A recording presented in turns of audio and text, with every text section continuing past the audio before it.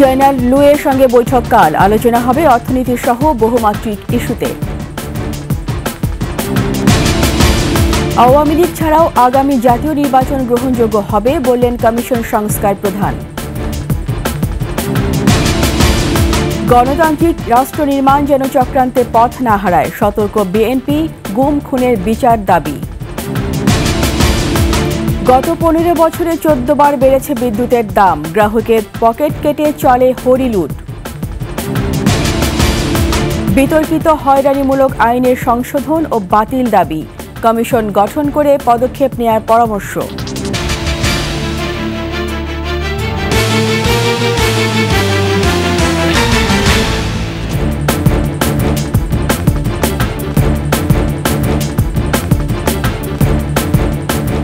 শুনছিলেন first security ইসলামী bank PLC সংবাদ শিরোনাম। আমন্ত্রণ রাতের 21 সংবাদে, সাথে আছি আমি রীতা চৌধুরী। দর্শক, 21 টেলিভিশনের সংবাদ একই সাথে সরাসরি দেখতে পাবেন আমাদের ফেসবুক পেজ www.facebook.com/2124 অনলাইনে। এছাড়া সাবস্ক্রাইব করতে পারেন www.youtube.com/21etv চ্যানেলে। এছাড়া সংবাদ আরও থাকছে: পুলিশ প্রশাসনে বিস্ময়কর দুর্নীতিবাজ ডিবি হারুন, শত শত কোটি টাকার অবৈধ সম্পদ অর্জন।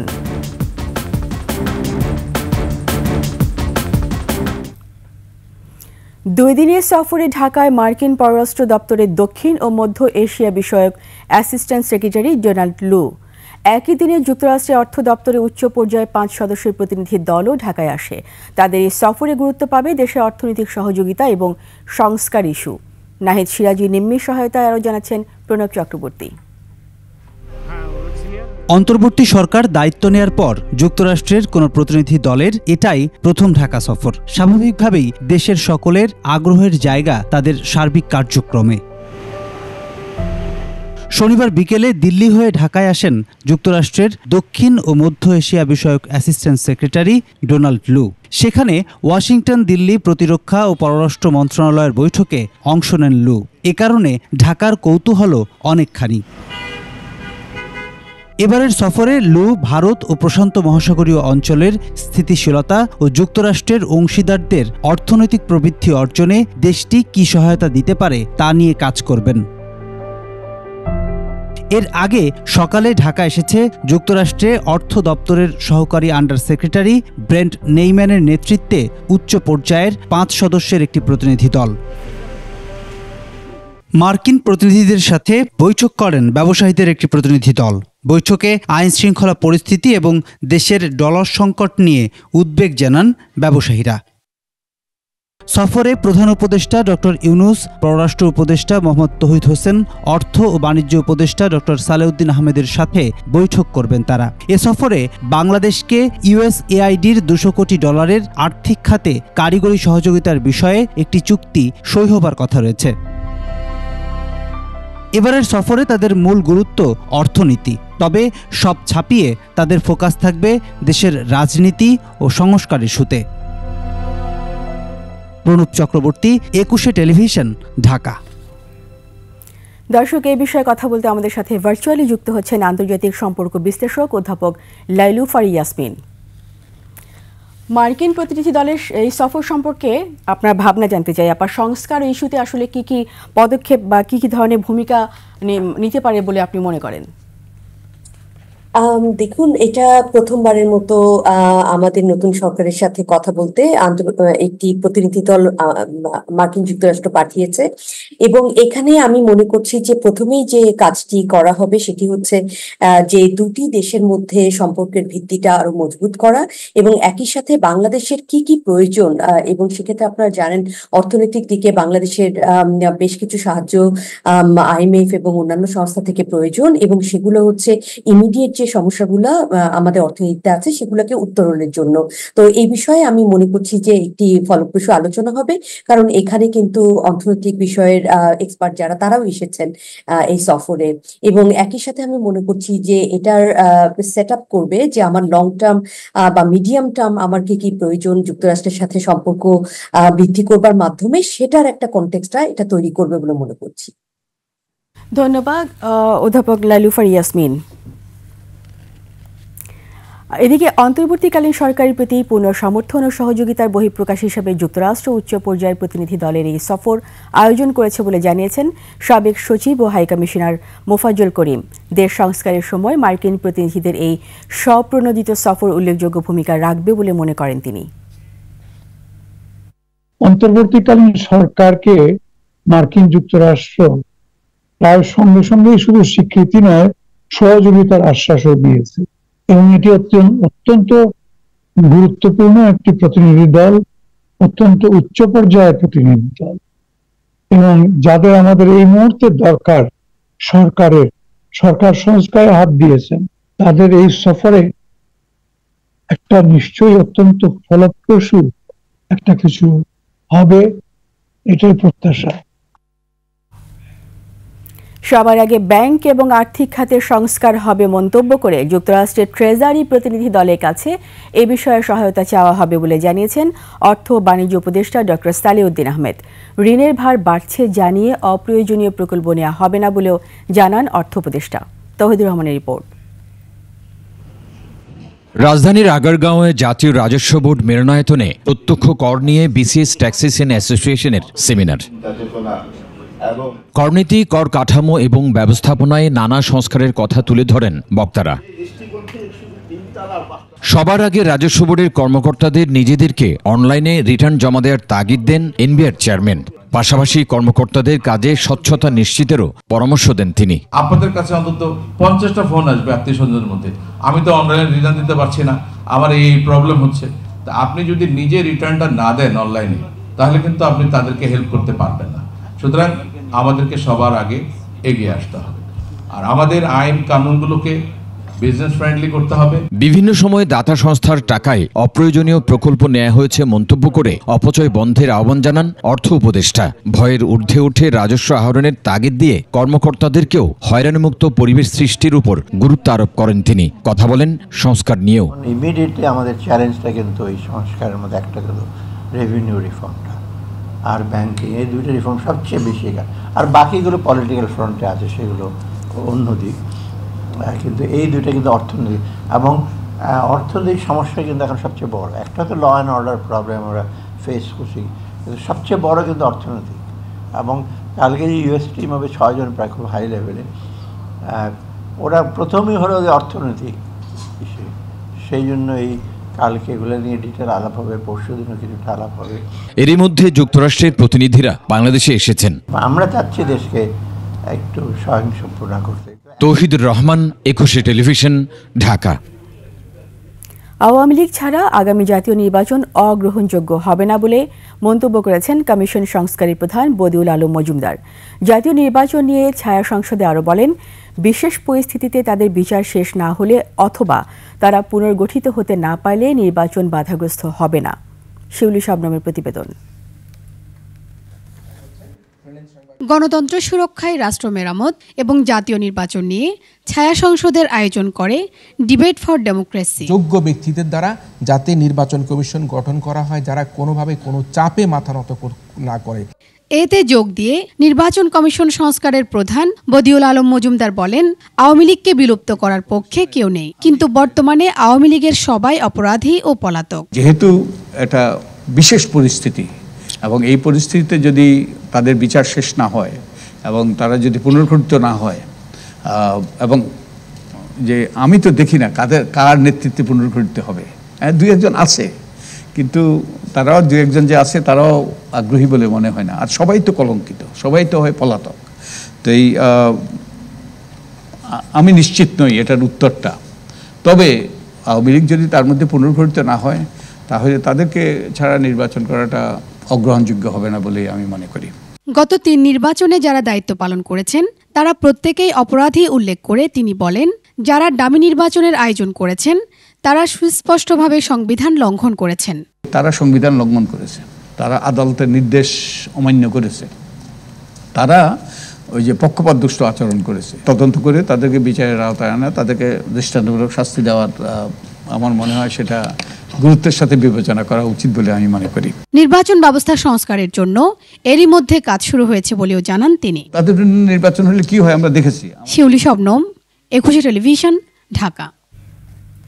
বারবার হিংস্র আক্রমণে স্বৈরাচারী শাসকরা বাংলাদেশের বহুমাত্রিক গণতন্ত্রকে ধ্বংস করার চেষ্টা চালিয়েছে বলে অভিযোগ করেছেন বিএনপির ভারপ্রাপ্ত চেয়ারম্যান তারেক রহমান। গণমাধ্যমে পাঠানো বিবৃতিতে তারেক রহমান বলেন, গত ১.৫ দশক ধরে বেগম খালেদা জিয়ার সংগ্রামের পটভূমির উপরে ছাত্র জনতার গণ অভ্যুত্থানে স্বৈর শাসক শেখ হাসিনার পতন হয়।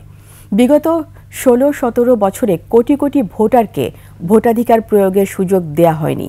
বাংলাদেশে আবারও গণতন্ত্র প্রতিষ্ঠায় সবাইকে ঐক্যবদ্ধভাবে কাজ করার আহ্বান জানান বিএনপির ভারপ্রাপ্ত চেয়ারম্যান। বিএনপির সিনিয়র যুগ্ম মহাসচিব রুহুল কবির রিজভীর পাঠানো বিজ্ঞপ্তিতে আন্তর্জাতিক গণতন্ত্র দিবস পালনের উপর গুরুত্ব দেন তারেক রহমান।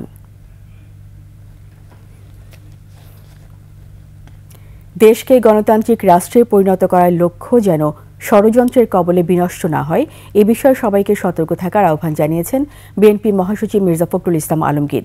এদিকে গণতন্ত্র পুনঃপ্রতিষ্ঠায় ছাত্র জনতার আন্দোলনে হত্যা নির্যাতনের সুষ্ঠু বিচার দাবি করেছেন শহীদ পরিবার, সুশীল সমাজ ও রাজনৈতিক ব্যক্তিত্বরা।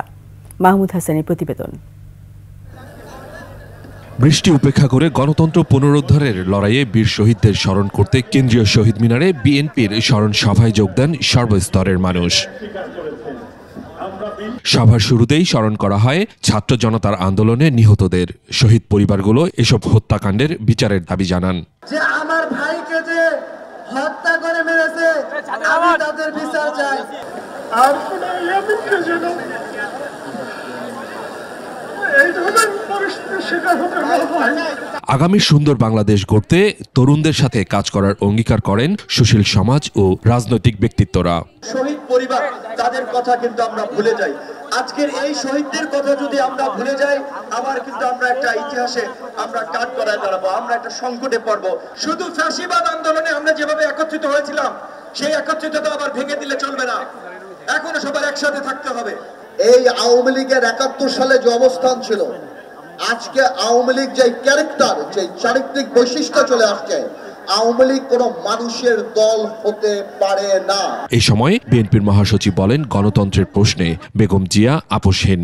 আত্মত্যাগের মধ্য দিয়ে প্রতিষ্ঠানগুলোকে সংস্কার করে গণতান্ত্রিক রাষ্ট্র প্রতিষ্ঠার কথা বলেন মির্জা ফখরুল। তাদের চক্রান্ত তারা বিভিন্নভাবে ছড়াচ্ছে এবং আমাদেরকে বিভক্ত করবার চেষ্টা করছে। আজকে আমাদের যেটা প্রয়োজন সবচেয়ে বেশি, তা হচ্ছে আমাদেরকে ইস্পাতের ঐক্য, যে ঐক্য নিয়ে আমরা দীর্ঘ ১৬ বছর লড়াই করেছি, সেই ঐক্যকে অটুট রাখা এবং কোনো মতেই তাদের চক্রান্তে পা না দেওয়া। আওয়ামী লীগ ২০১৮ সাল থেকে সুপরিকল্পিতভাবে গণতন্ত্র ধ্বংস ও গুমখুনকে বেছে নিয়েছে বলেও অভিযোগ করেন বক্তারা। রাষ্ট্র ক্ষমতায় আসার পরে অত্যন্ত সুপরিকল্পিতভাবে তারা গণতন্ত্রকে ধ্বংস করেছে। মাহমুদ হাসান, ২১ টেলিভিশন, ঢাকা। সাবেক স্বরাষ্ট্রমন্ত্রী আসাদুজ্জামান খানের ছেলে সাফি মুদ্দাসির খান জ্যোতির ৪ দিনের রিমান্ড মঞ্জুর করেছেন আদালত। এর আগে গতরাতে রাজধানী উত্তরা থেকে জ্যোতিকে গ্রেপ্তার করা হয়। ঢাকা জেলা পুলিশ সুপার আহমদ মঈদ জানিয়েছেন, আশুলিয়া থানায় দায়ের করা একটি মামলায় সাবেক স্বরাষ্ট্রমন্ত্রীর ছেলে জ্যোতিকে গ্রেপ্তার দেখানো হয়েছে। পুলিশ প্রশাসনের এক বিস্ময়কর দুর্নীতিবাজ ও নির্মমতার নাম ডিবি হারুন। পুরো নাম হারুন আর রশিদ। ভাতের হোটেল হারুন নামেও সমাধিক পরিচিতি তার। সর্বশেষ ডিএমপিতে গোয়েন্দা বিভাগের প্রধান হিসেবে দায়িত্ব পালনের সময় বরখাস্ত হন ডিবি হারুন। শুনুন তার অবৈধ উত্থানের গল্প, জানাচ্ছেন আশরাফ শুভ। তার মাধ্যমে দেশের অনেক লুটপাট, এমনকি বর্তমানে যা অবস্থা বিচার বহির্ভূত হয়েছে, আমরা চাই তার একটা সুস্থ বিচার হোক এবং সেটা বাংলাদেশের মাটিতে হোক এবং জনসম্মুখীনে হোক। উত্তরার ৩ নম্বর সেক্টরের ২০ নম্বর রোডের মাথায় এই ৮তলা ভবনে সপরিবারে থাকতেন ঢাকা মহানগর পুলিশের গোয়েন্দা শাখার সাবেক প্রধান হারুনুর রশিদ। শেখ হাসিনার পতনের পর ১০ কাঠার উপর নির্মিত ভবনটির নেমপ্লেট খুলে রাখা হয়। উত্তরার ৩ নম্বর সেক্টরের ৯ নম্বর রোডের ১৪ নম্বর বাড়ি, ২০ নম্বর রোডের প্রাইম লেক ভিউ ভবনে জিআর মিট ও গ্রিট নামে ট্রাভেল এজেন্সি ও হোটেল, ৫ নম্বর সেক্টরের ৬ নম্বর রোডে ১০ কাঠার ২টি প্লট, ১০ নম্বর সেক্টরের ১১ নম্বর রোডে ৫ কাঠার প্লট এবং ১২ নম্বর রোডের ৪ নম্বর বাড়ির ৫ম তলায় অফিস ও সোনারগাঁও জনপদ রোডে ৬তলা বাড়ি রয়েছে হারুনের। তার সম্পদগুলো যাতে সে এখন কোনো কাজে ব্যবহার না করতে পারে, এর জন্য আপাতত ফ্রিজ করে রাখা যেতে পারে। এছাড়া 11 নম্বর সেক্টরের উত্তরা স্মৃতি কেবলের পাশে একটি 5 কাঠার প্লট, উত্তরার 13 নম্বর সেক্টরের 3 নম্বর রোডে ইন্ডোরা নামে 5 তলা বাড়ি, শাহ মখদুম এভিনিউয়ে 12 নম্বর প্লট ও সোনারগাঁও জনপদ রোডের 79 নম্বর হোল্ডিংয়ের জমির মালিকানায় হারুন। পাশাপাশি জমজম টাওয়ারের পাশে উত্তরা 13 নম্বর সেক্টরে 40টি ফ্ল্যাট, 14 নম্বর সেক্টরের 20 নম্বর রোডে 17 ও 19 নম্বর প্লটও হারুনের। বর্তমান সরকার যে আছে তার কাছে একান্তভাবে অনুরোধ করব ওনার এই 40টা ফ্ল্যাট যেন জব্দ করে সরকারি কোষাগারে নেওয়া হয়। এতে আমাদের দেশে বর্তমান যে অর্থনৈতিক মন্দা চলতেছে এটার ক্ষেত্রে অনেক ক্ষেত্রে আমরা হেল্পফুল হব। এছাড়া নয়াপল্টনে মানি এক্সচেঞ্জ, নিকুঞ্জের 3 নম্বর রোডে রিক্রুটিং ও ট্রাভেল এজেন্সি, টঙ্গীর 27 মৌজায় 8 বিঘা জমি, ছায়াকুঞ্জ আবাসিক প্রকল্পের ভেতর 12 বিঘা জমি। হারুনের সম্পদের তালিকায় আরও রয়েছে কিশোরগঞ্জের মিঠামইনে প্রেসিডেন্ট রিসোর্ট, গাজীপুরের সবুজ পাতা রিসোর্ট। এছাড়া কক্সবাজারের টেকনাফ মেরিন ড্রাইভে 33 শতক জমির মালিকানায় আছেন হারুন, তার স্ত্রী শিরিন আক্তার ও ভাই ABM শাহরিয়ার। প্রেসিডেন্ট হাউস করার তার কোনো রাইট নাই, ক্ষমতাকে কুক্ষিগত করার জন্য সে এই ধরনের প্রেসিডেন্ট হাউস তৈরি করছে। সাভারের নন্দন পার্কেও হারুনের মালিকানা আছে। বনানী কবরস্থানের দক্ষিণ পাশে 20 কাঠার প্লট দখল করে একটি কোম্পানির কাছে 70 কোটি টাকা বিক্রি করেন হারুন। দুবাইয়ে স্বর্ণের দোকানও আছে তার। এছাড়া হারুনের স্ত্রী শিরিন আক্তারের নামে যুক্তরাষ্ট্রে পাচার হওয়া 1532 কোটি টাকা সমপরিমাণ বৈদেশিক মুদ্রা FBI আটক করেছে বলে জানিয়েছে দুদক। যুক্তরাষ্ট্রের নিউ ইয়র্ক অঙ্গরাজ্যের নিউ হাইট পার্ক এলাকায় স্ত্রীর নামে $5 মিলিয়ন বাড়িও কিনেছেন হারুন। পুলিশের এত বড় একজন কর্মকর্তা হয়ে উনি 1500 কোটি টাকা বিদেশে পাচার করে দিল। এটা তো আমাদের দেশে অতি সত্ত্বর ফেরত আনা দরকার, এটা ফেরত আনার জন্য ব্যবস্থা নেওয়া দরকার। হারুন তার 26 বছরের চাকরি জীবনে বেতন পেয়েছেন 2,30,88,000 টাকা, কিন্তু প্রভাব খাটিয়ে মালিক হয়েছেন শত শত কোটি টাকার অবৈধ সম্পদের। আশরাফ শুভ, 21 টেলিভিশন, ঢাকা। গত 15 বছরে 14 বার বেড়েছে বিদ্যুতের দাম। গ্রাহকদের পকেট কেটে বেসরকারি বিদ্যুৎ কেন্দ্রের মালিকদের লুটপাট করতে দেয়া হয় অবাধ সুযোগ। অন্যায্য মূল্য বৃদ্ধির পাশাপাশি অর্থ নেওয়া হয় নানা ফন্দিতে। এর মধ্যে মিটার ভাড়া নামে অর্থ আদায়কে হরিলুট ও বেআইনি বলছেন বিশেষজ্ঞরা। সঞ্জয় অধিকারীর ধারাবাহিক রিপোর্টে আজ থাকছে শেষ পর্ব। ডেসকোর প্রিপেইড মিটারে 1000 টাকা রিচার্জ করে মাত্র 369 টাকা পেয়ে ফেসবুকে এভাবেই নিজের ক্ষোভ প্রকাশ করেন একজন গ্রাহক। শুধু ডেসকো নয়, অন্যান্য বিদ্যুৎ ও গ্যাস বিতরণ কোম্পানির ক্ষেত্রেও অবস্থা প্রায় একই। মিটার ভাড়া ও অন্যান্য চার্জ নিয়ে চরম অসন্তোষ গ্রাহকদের। প্রিপেইডের যেটা সিদ্ধান্ত যে তৎকালীন গভর্নমেন্ট যেটা নিয়েছিল, সেটা আমি মনে করি যে এটা অতিরিক্ত জনগণের উপর একটা চাপ সৃষ্টি, আর এটার কোনো উপকারিতা নাই। আগে আমাদের বিল দিতাম, কোনো মিটার চার্জ ছিল না। বর্তমানে এখন এটার জন্য মিটার চার্জ নেওয়া হয় এবং কার্ড সিস্টেম করেছে। এখানে চালাকির সঙ্গে তারা দুর্নীতি করছে, কোন দিন রেট বাড়াচ্ছে তারা কিন্তু আমাদেরকে জানায় না। অর্থাৎ জনগণের সঙ্গে এরা প্রতারণা করতেছে। নিম্নমানের এই মিটারগুলো লাগাইছেন, যার জন্য মিটার খারাপ হয়ে যায়। তাদেরকে 300-400 টাকা করে আমার ঘুষ দিতে হয়, নাহলে কার্ড ঠিক করে দেয় না। বিদ্যুৎ বিভাগের তথ্য মতে 15 বছরে 14 বার বিদ্যুতের দাম বাড়ানো হয়েছে। এর মধ্যে 2012 সালে 1 বছরেই 3 বার দাম বাড়ানো হয়। 2010 সালে খুচরা পর্যায়ে যেখানে প্রতি ইউনিট বিদ্যুতের দাম ছিল 3 টাকা 81 পয়সা, 2024 সালে এসে সেই মূল্য দাঁড়িয়েছে 8 টাকা 95 পয়সা। বিদ্যুতের মূল্য বৃদ্ধিতে বেড়েছে জিনিসপত্রের দাম। মাফিয়া সিন্ডিকেটের কারণেই সাধারণ গ্রাহককে চরম ভোগান্তিতে পড়তে হয়েছে বলছেন বিশেষজ্ঞরা। বিদ্যুতের মূল্য দফায় দফায় বৃদ্ধি করার কারণে আমাদের মূল্যস্ফীতির শিকার হতে হয়েছে, মুদ্রাস্ফীতির শিকার হতে হয়েছে, ক্রয় ক্ষমতা কমে গেছে মানুষের। বিদ্যুৎ কেনাও হয়েছে যে মূল্যে, সেটাও আসলে বাজার ভিত্তিক মূল্যে কেনা হয়নি, কেননা জরুরি বিদ্যুৎ সরবরাহ আইনকে ব্যবহার করে অনেক ঊর্ধ্বমূল্যে নেওয়া হয়েছে। আইন অনুযায়ী গ্রাহকের কাছ থেকে মিটার ভাড়া নেওয়ার কোনো সুযোগ নেই বলেও জানান তারা। ইউটিলিটিরা মিটার রেন্ট বলে কোনো রেন্ট নিতে পারবে না।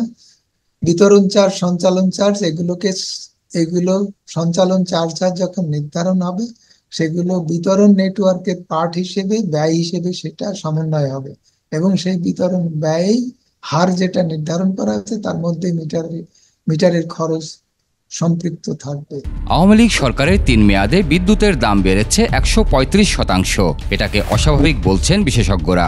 মিটারের ক্ষেত্রে যে এক ধরনের ভৌতিক পরিস্থিতি এবং এটাকে বিভিন্নভাবে মানে ব্যবহার করা হচ্ছে অর্থ উত্তোলনের জন্য। এখানে কি পরিমাণ আদায় হয়েছে, কারা এই ধরনের ম্যানিপুলেশনের সাথে জড়িত, সেই বিষয়গুলো আইডেন্টিফাই করা এবং যে পরিমাণ আদায় হয়েছে সেগুলো পুনরায় আবার কিভাবে ফেরত নেওয়া যায় এবং এখানে কোনো ধরনের কারিগরি ত্রুটিকে বা অজুহাত হিসেবে ব্যবহার করা হচ্ছে কিনা সেই বিষয়গুলো এখানে বের করে আনা দরকার। বিদ্যুতের দাম যৌক্তিক পর্যায়ে নির্ধারণ, বিদ্যুৎ কেন্দ্রগুলোর উৎপাদন ব্যয় পর্যালোচনার পাশাপাশি অন্তত 3 বছর দাম না বাড়ানোরও পরামর্শ তাদের।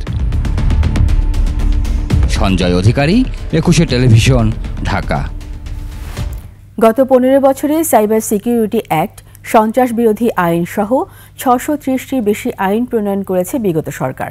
আইন বিশেষজ্ঞরা বলছেন, শিগগিরই বিতর্কিত ও হয়রানিমূলক আইন সংশোধন ও বাতিল করা প্রয়োজন। এ নিয়ে একটি কমিশন গঠন করে দ্রুত পদক্ষেপ নেওয়ার আহ্বানও জানান আইনবিদরা। শাকির আরজু রিপোর্ট। 2009 থেকে 2023 সাল পর্যন্ত আইন প্রণয়ন হয়েছে 630টি। এর মধ্যে নবম জাতীয় সংসদে 273টি, দশম জাতীয় সংসদে 193টি এবং একাদশ জাতীয় সংসদে 164টি আইন প্রণয়ন করা হয়েছে। এছাড়া গত 15 বছরে 50টি অধ্যাদেশ ও 5510টি এসআরও প্রণয়ন করেছে সরকার। কোভিডের সময়টুকুকে বাদ দিলে 40টা থেকে 45টা আইন প্রতি বছরই কিন্তু আমাদের এসছে।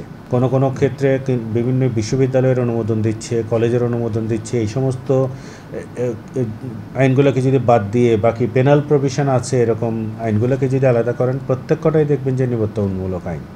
ধারণাগুলো হচ্ছে ধরবো, শাস্তি দেব, জেলে ঢোকাবো, এই ধরনের টেন্ডেন্সি থেকে করা অধিকাংশ আইন। বেশিরভাগ আইনই দমন পীড়নের জন্য করা হয়েছে বলে মন্তব্য করেন আইন বিশেষজ্ঞরা। স্পেশাল পাওয়ার্স অ্যাক্ট 1974 এটা দিয়ে বহু মানুষকে ডিটেনশনে এনে নির্যাতন, হয়রানি, অ্যারেস্ট করা হয়েছে। পরবর্তীতে এসে তারা জননিরাপত্তা আইন করলো, সেটাও কালো আইনের মতোই ব্যবহার হয়েছে। হুইসেল ব্লোয়িং করার আইনের সুযোগটা কাকে দিচ্ছে? যিনি প্রজাতন্ত্রের কর্মচারী। তা আপনি সাংবাদিক হয়ে যদি হুইসেল ব্লোয়িং করতে চান, আপনার জন্য কিন্তু কোনো প্রোটেকশন নাই। প্রজাতন্ত্রের কর্মচারী এই কথাটা কাকে বলবেন হচ্ছে তার ঊর্ধ্বতন কর্তৃপক্ষের কাছে। ঊর্ধ্বতন কর্তৃপক্ষই যদি অন্যায়ের সাথে, দুর্নীতির সাথে জড়িত থাকেন, তাহলে উনি হুইসেল ব্লোয়িং কার কাছে করবেন? বর্তমান সাইবার নিরাপত্তা আইনে অপরাধের কোনো বর্ণনা নেই মত প্রকাশের স্বাধীনতা। এমনকি এই আইনের অধীনে ঘটছে জীবন কেড়ে নেওয়ার মতো ঘটনা। আইনগুলো শুরুতেই বাতিল করার কথা বলেন আইনবিদরা। এমন একটা আইন যেখানে হচ্ছে আপনি আসলে বাক স্বাধীনতাকে খর্ব করার জন্য, আপনার মত প্রকাশের অধিকারকে খর্ব করার জন্য, কোনো ক্ষেত্রে আপনার প্রাণহানি ঘটানোর মতো ঘটনাও কিন্তু ঘটেছে এই সমস্ত আইনের মাধ্যমে। লেখক মোশতাক তো জেলের মধ্যেই মারা গেলেন। যে আমাদের কি তাহলে সাইবার নিরাপত্তা আইনের প্রয়োজন নেই? নিশ্চয়ই আছে। জনগণকে যাতে নিরাপত্তা প্রদান করে সেই আঙ্গিকে আইনগুলোর চেহারাগুলো পাল্টাতে হবে। বিদ্যমান আইনগুলো সংশোধন ও বাতিলের জন্য কমিশন গঠনের কথা বলেন আইন বিশেষজ্ঞরা। এগুলোকে স্পেসিফাই করে, আইডেন্টিফাই করে প্রস্তাবনা দিয়ে বাতিল করা যাবে। শাকির আরজু, 21 টেলিভিশন, ঢাকা। নিচ্ছি সংবাদ বিরতি। যখন ফিরবো তখন অন্যান্য খবরের সঙ্গে আরও যা থাকবে। পোশাক কারখানায় যথাযথ নিরাপত্তা নিশ্চিতের দাবি, হামলা ভাঙচুরকারীদের বিরুদ্ধে কঠোর ব্যবস্থা। দেশ জুড়ে বৃষ্টি, কক্সবাজারে পানিবন্দী লাখো মানুষ, ফেনী, নোয়াখালী নিম্নাঞ্চল প্লাবিত হওয়ার শঙ্কা।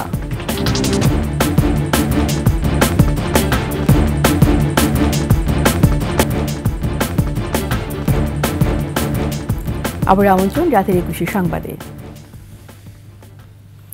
সুফি মাজারগুলোতে হামলা ও বিদ্বেষমূলক বক্তব্যের তীব্র নিন্দা জানিয়েছে অন্তর্বর্তী সরকার। প্রধান উপদেষ্টার কার্যালয় থেকে প্রেস বিজ্ঞপ্তিতে জানানো হয়, গত কয়েকদিন ধরে কিছু দুর্বৃত্ত দেশের সুফি মাজারে হামলা চালাচ্ছে।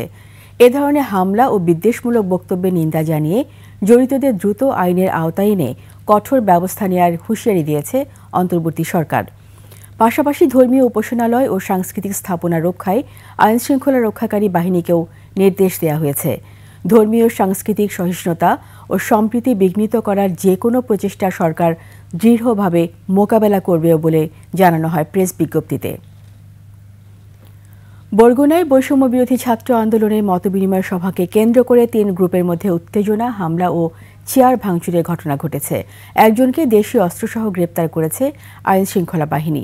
দুপুর থেকে বিকেল পর্যন্ত চলে এই বিশৃঙ্খলা। এদিকে নওগাঁ, নড়াইল ও ঠাকুরগাঁওয়ে ছাত্র জনতার অভ্যুত্থানের শহীদ পরিবারের সঙ্গে সাক্ষাৎ এবং দুর্নীতি, চাঁদাবাজি ও সন্ত্রাসের বিরুদ্ধে মতবিনিময় সভা করেছে ছাত্র আন্দোলনের সমন্বয়করা। ঠাকুরগাঁওয়ে মতবিনিময় সভায় বৈষম্য বিরোধী ছাত্র আন্দোলনের কেন্দ্রীয় সমন্বয়ক সার্জিস আলম বলেছেন, সংস্কার আন্দোলন থেকে শুরু করে জেলায়, জেলা থেকে বিভাগে এবং বিভাগ থেকে জাতীয় ক্ষেত্রে পৌঁছাবে।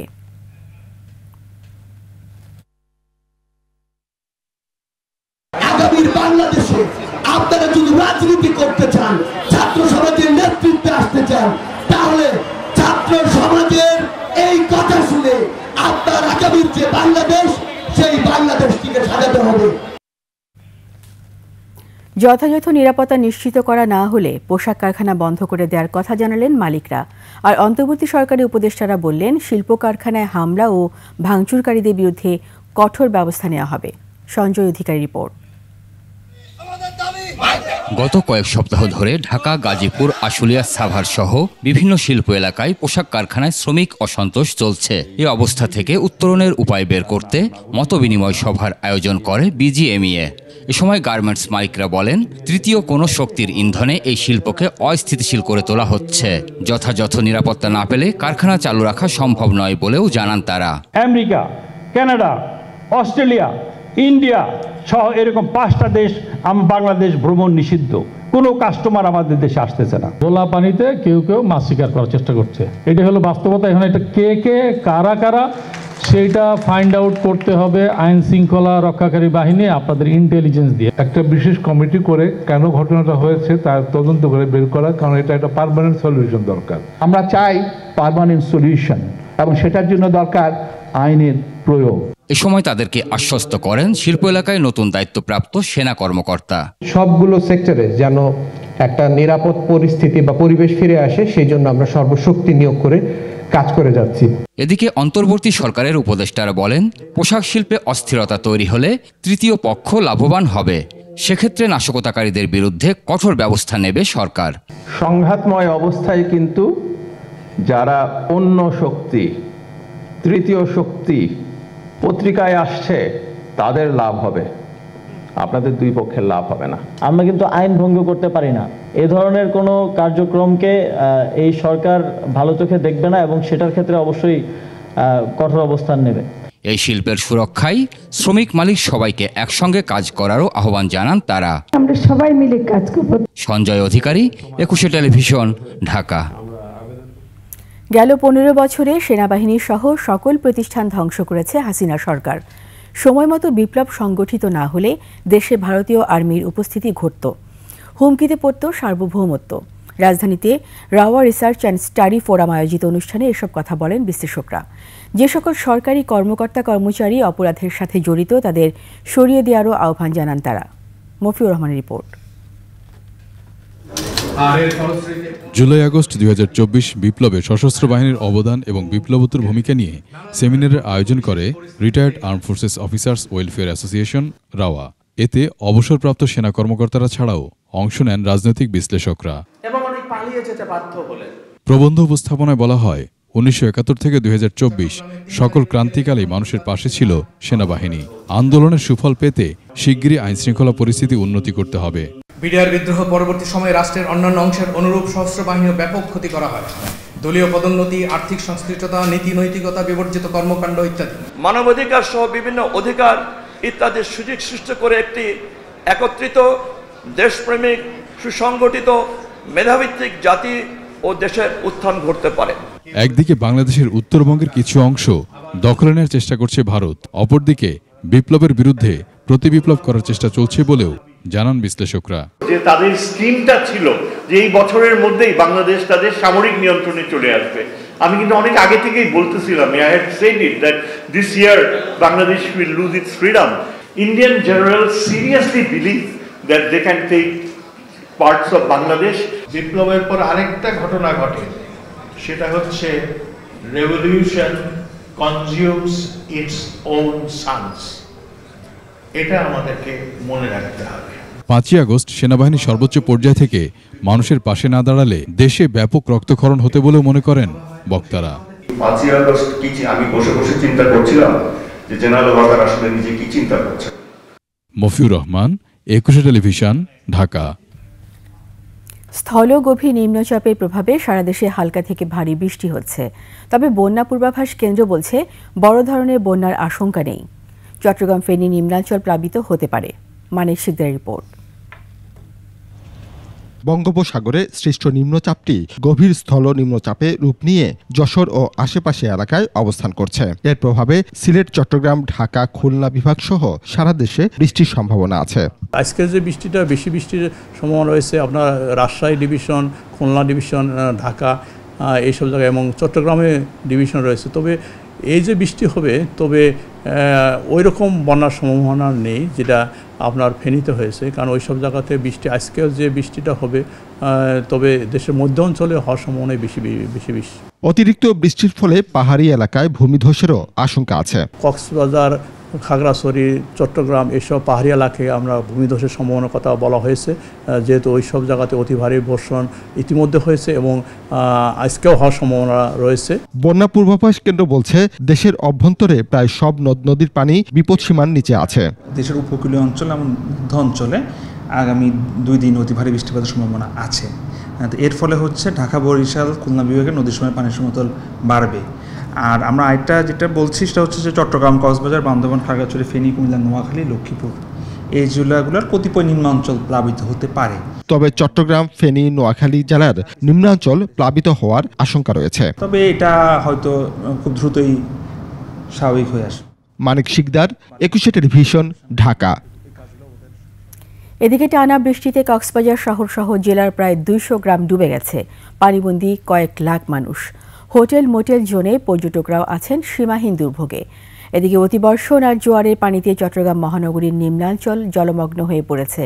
ব্যাহত হচ্ছে বন্দরে পণ্য খালাস সহ কার্যক্রম। কক্সবাজার প্রতিনিধি আব্দুল আজিজ ও চট্টগ্রাম প্রতিনিধি হাসান ফেরদৌসের তথ্য ছবিতে টেক্সট রিপোর্ট। কক্সবাজারের বৃষ্টি কিছুটা কমেছে। শহর সহ বিভিন্ন জায়গায় জমে থাকা পানি নামতে শুরু করেছে। তবে এখনও জলাবদ্ধ হয়ে আছে শহরের বেশিরভাগ এলাকা আর 200 গ্রাম। দুর্ভোগে আছে অন্তত 2 লাখ মানুষ।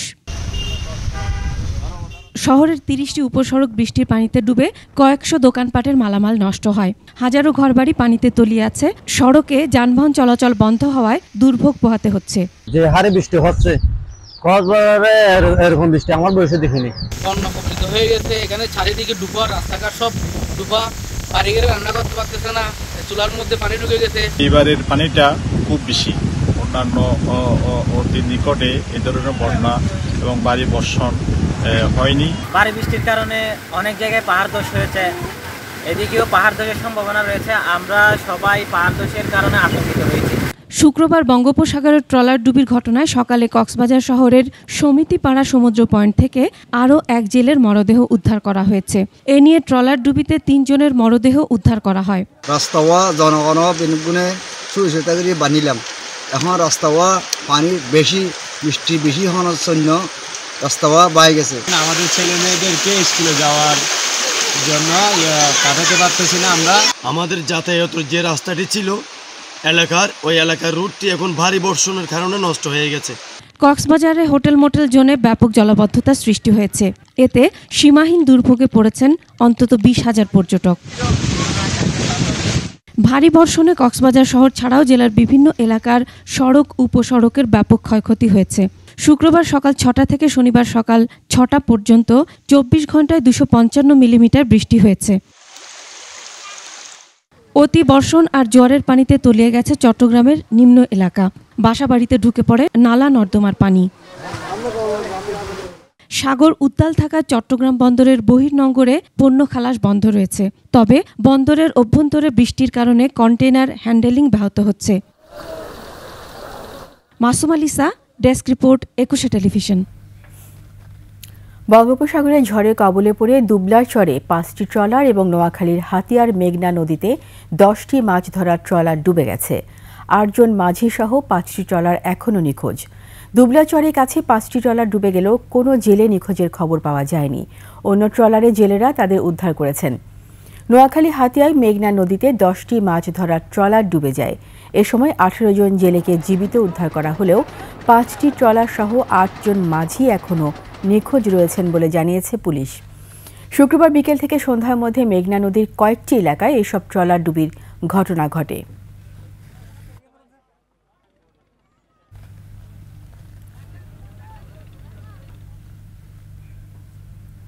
নিচে আবারও সংবাদ বিরতি। যখন ফিরব তখন অন্যান্য খবরের সঙ্গে আরও যা থাকবে। কক্সবাজারে নির্যাতনের ভিডিওতে তোলপাড়, সেই ফারুকুল গ্রেপ্তার। কাজী সালাউদ্দিনের অবস্থান বদল, অংশ নিচ্ছেন না বাফুফের নির্বাচনে।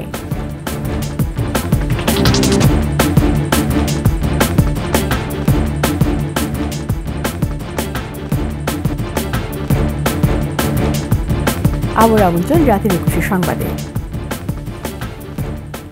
কক্সবাজার সমুদ্র সৈকতে 2 হিজড়াকে মারধর ও কানে ধরে উঠবস সহ হেনস্থার ভিডিওতে তোলপাড় সামাজিক যোগাযোগ মাধ্যম। এই ঘটনায় ফারুকুল ইসলাম নামে একজনকে গ্রেপ্তার করা হয়েছে। দুপুরে কক্সবাজার সদর থানায় হেনস্থার শিকার আরোহী ইসলাম বাদী হয়ে মামলা করেন। কক্সবাজার প্রতিনিধি আব্দুল আজিজের তথ্য, ছবিতে ডেস্ক রিপোর্ট। শুক্রবার ফেসবুকে একটি ভিডিও ভাইরাল হয়। সেখানে দেখা যায় সমুদ্র সৈকতে এক হিজড়াকে কান ধরে উঠবোস করানো হচ্ছে। তাকে ঘিরে রেখেছে জনাভিষেক তরুণ। ভিডিওটি তোলপাড় হয় সামাজিক যোগাযোগ মাধ্যমে। হেনস্থার শিকার এই হিজড়ার নাম আরোহী ইসলাম। তিনি জানান, 11 সেপ্টেম্বর রাতে কক্সবাজার সমুদ্র সৈকতের সুগন্ধা পয়েন্টে তিনি ও তার বান্ধবী প্রিয়ামণি ঘুরতে গেলে ছাত্র আন্দোলনের সমন্বয়ক দাবি করে ফারুকুল ইসলাম সহ একদল যুবক তাদের গালাগালি করে। এক পর্যায়ে তাদের লাঠি দিয়ে মারধর করে নির্যাতন করা হয়। এখানে কি করতেছ? এখানে কি জন্য দাঁড়াইছস? কি জন্য আসছস? সে তো একজন টুরিস্টকে এইভাবে হয়রানি করতে পারে না, তাহলে তো আপনাদের টুরিস্টের বদনাম হয়ে যাবে, এখানে কেউ আসবে না। ভিডিও সামাজিক যোগাযোগ মাধ্যমে ছড়িয়ে পড়লে পুলিশ অভিযুক্ত ফারুকুল ইসলামকে শুক্রবার রাতে আটক করে। এই তৃতীয় লিঙ্গের মানুষগুলোকে আরও সেন্সিটিভলি তাদেরকে ডিল করতে হবে, সেটা নারী হোক এবং তৃতীয় লিঙ্গের হোক। এরকম সমুদ্র সৈকত এটা যেন সবার জন্য নিরাপদ হয়, সেজন্য আমরা তৎপর থাকব। নির্যাতনের শিকার আরোহী ইসলাম, ফারুকুল ইসলাম ও নয়ন রুদ্র সহ 6 জনের বিরুদ্ধে মামলা করে। আসামি ফারুকুলকে কারাগারে পাঠানো হয়েছে। Banashree Dolly, desk report, 21 television. এবার খেলার সংবাদ।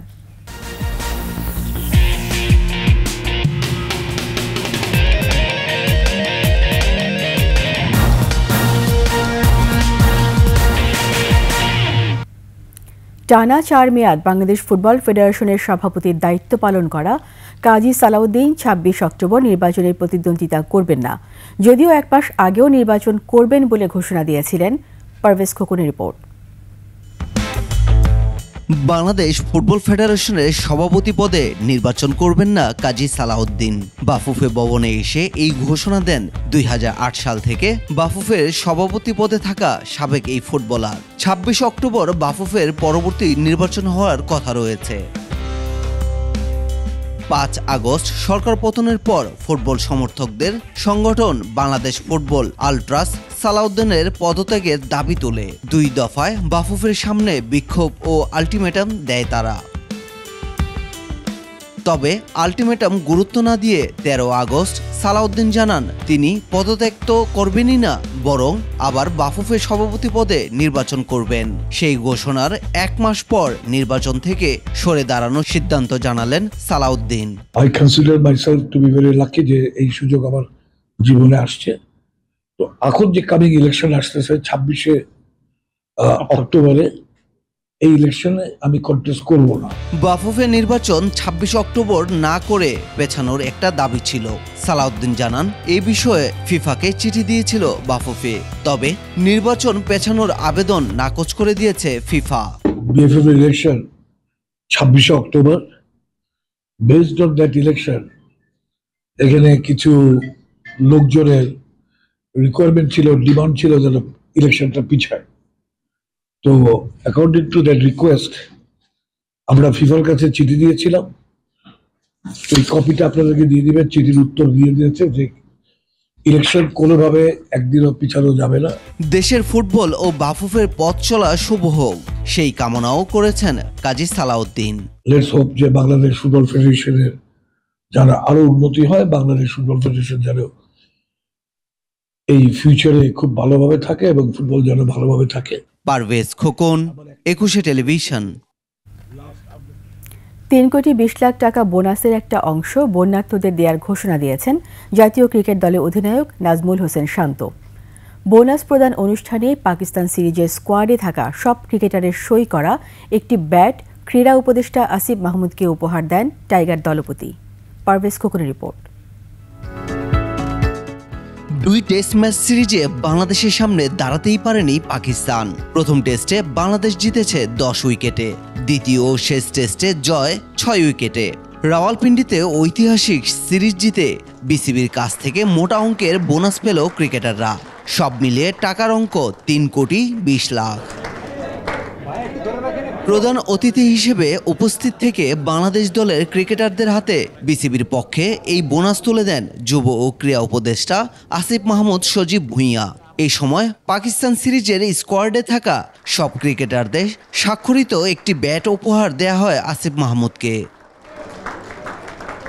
টেস্ট দলের প্রত্যেককে 20 লাখ করে বোনাস দেয়া হয়েছে। এই বোনাসের টাকার একটি অংশ বন্যার্তদের সহায়তায় দেয়ার ঘোষণা দেন নাজমুল হোসেন শান্ত। আমাদের যে বোনাসটা আজকে আমরা পেলাম, on behalf of my team আমরা সবাই এগ্রি করেছে যে এখান থেকে একটা পোর্শন আমরা তাদেরকে হেল্প করার জন্য যতটুকু সম্ভব আমরা চেষ্টা করব। ভারত সফরের আগে এরকম পুরস্কার বাড়তি প্রেরণা হিসেবে কাজ করবে বলে জানান শান্ত। পারভেজ খোকন, 21 টেলিভিশন।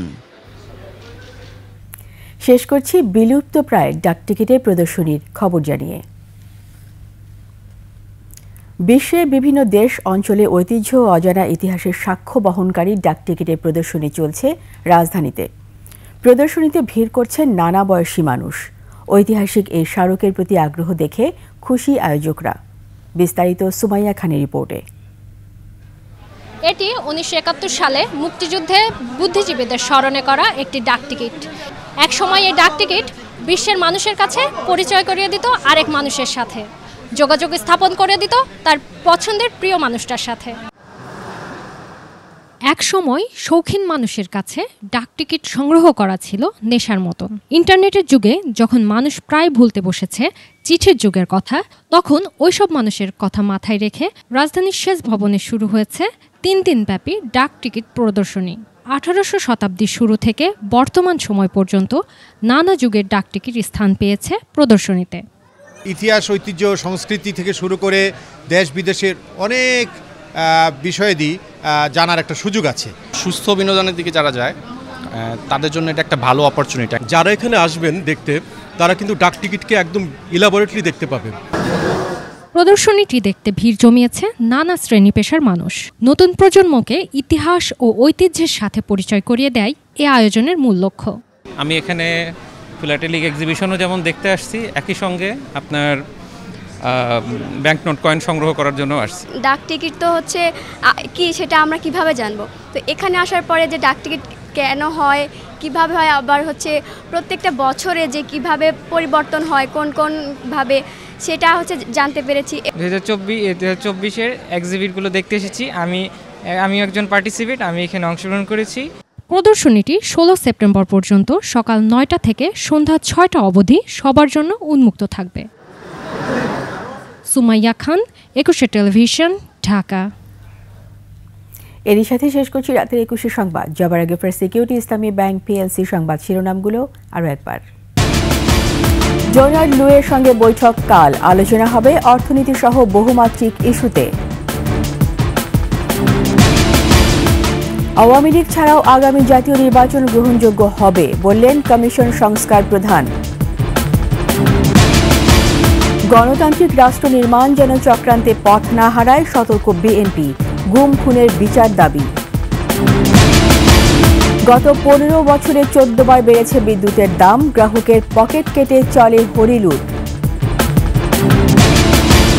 বিতর্কিত হয়রানিমূলক আইনের সংশোধন ও বাতিল দাবি, কমিশন গঠন করে পদক্ষেপ নেয়ার পরামর্শ।